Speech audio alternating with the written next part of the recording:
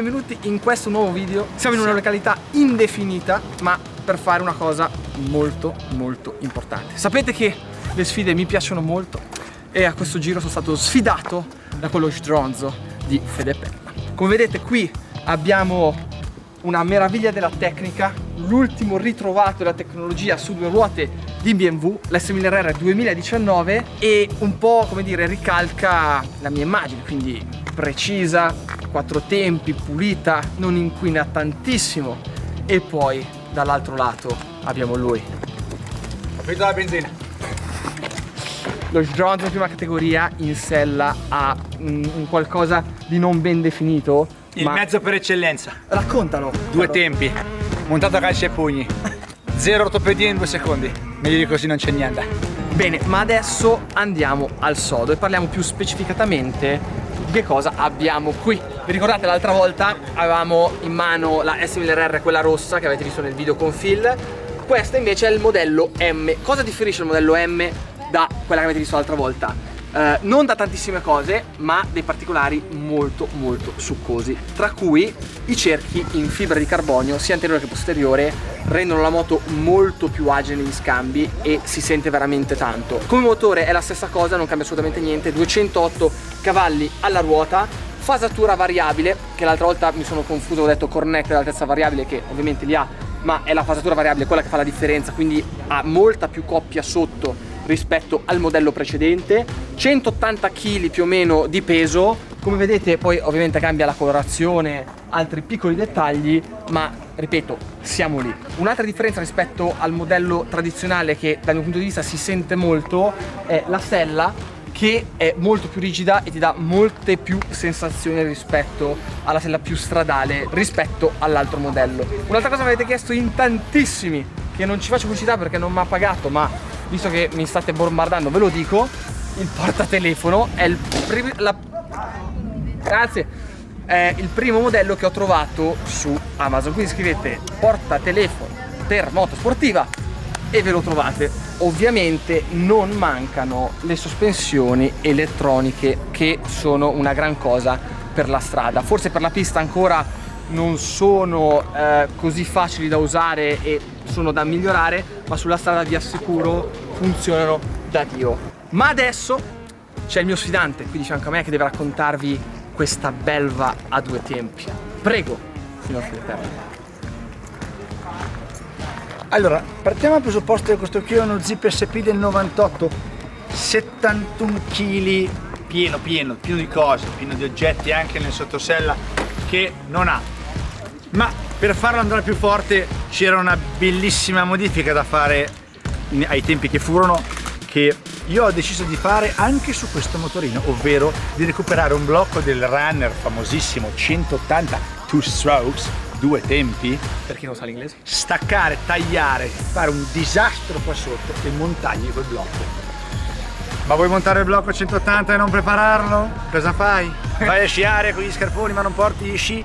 No, abbiamo montato sotto un bellissimo blocco 172 2 tempi Mlassi, con una trasmissione fatta, non mi ricordo, da qualcuno pazzerello che aveva fatto Peppino l'arancino. Prima.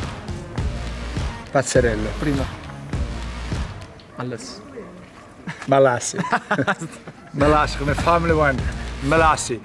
Una trasmissione fatta con un trapano a colonna in un garage di qualcuno di abbastanza poco raccomandabile, e per finire la marmitta che ognuno di noi quando ha avuto 14-16 anni ha sempre sognato, cioè la Polini Evoluzione. Voi direte, qualcuno scriverà cosa fai, un po' di Polini e un po' di Evoluzione? Sì, perché io sono ignorante e me ne frego di seguire i canoni stabiliti. Quindi rimane un 71 kg con circa cavalli, ditelo voi, perché se scrivo qualsiasi numero io possa dire nei commenti ci sarà qualcuno che dice che non è vero.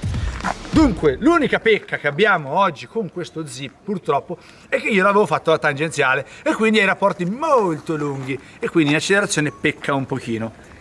Però io ti sfido, abbiamo gli stessi colori, non io e te che io sono un ignorante, ma le moto sono molto simili, ti chiedo soltanto 2 secondi di vantaggio e non te ne pentirai. E io te ne do 3 invece, perché confido.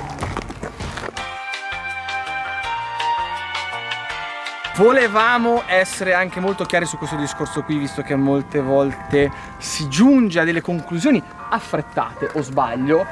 Voi lo so già che avete già visto le gomme che sono usurate, ma questa moto qui è arrivata da un test che ha fatto in pista, ovviamente, quindi le gomme sono in questo stato. Quindi non è che sono io che in strada le ho conciate in questo modo, punto 1. Punto 2, lo sparo che stiamo andando a fare è assolutamente con strada chiusa, non passerà nessuno, quindi sì, è un pelo pericoloso perché... 2 passeranno, io e te. Esatto, io e lui, però assolutamente è come Cogliate, ovviamente è pericoloso perché ci sono i muretti e tutto il resto, ma non è strada aperta al pubblico. Quindi accetti? Accetto. Libretti? Se non ce l'ho! Ci vediamo sull'asfalto. Stronzi.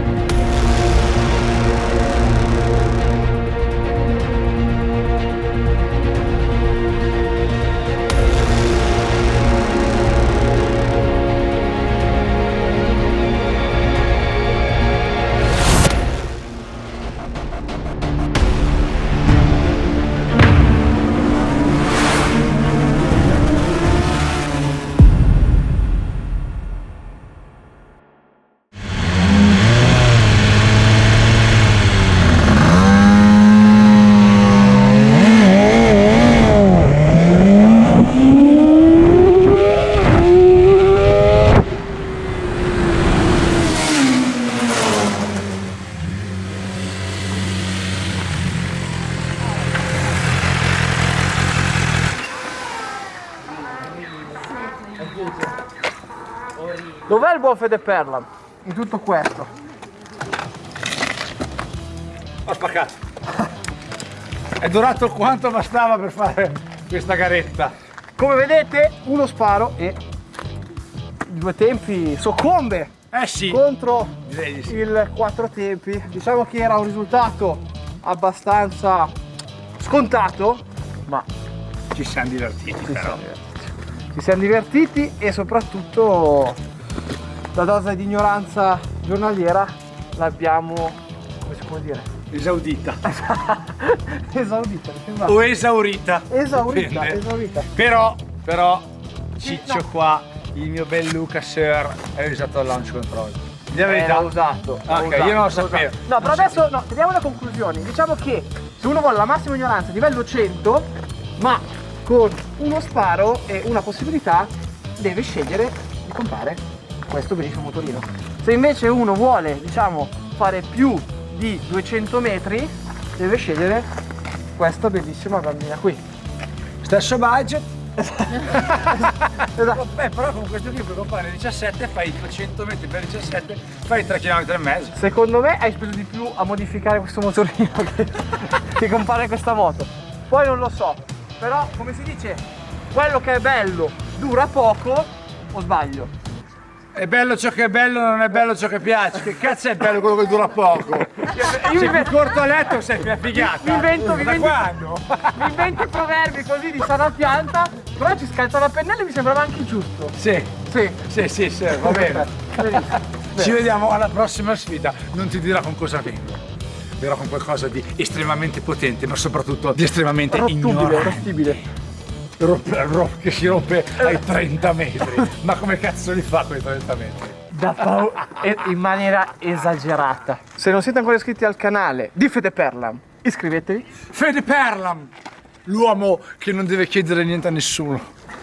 Se non siete ancora iscritti al mio canale, iscrivetevi a vostra volta. Se non siete già, attivate la campanellina. Qui da questo...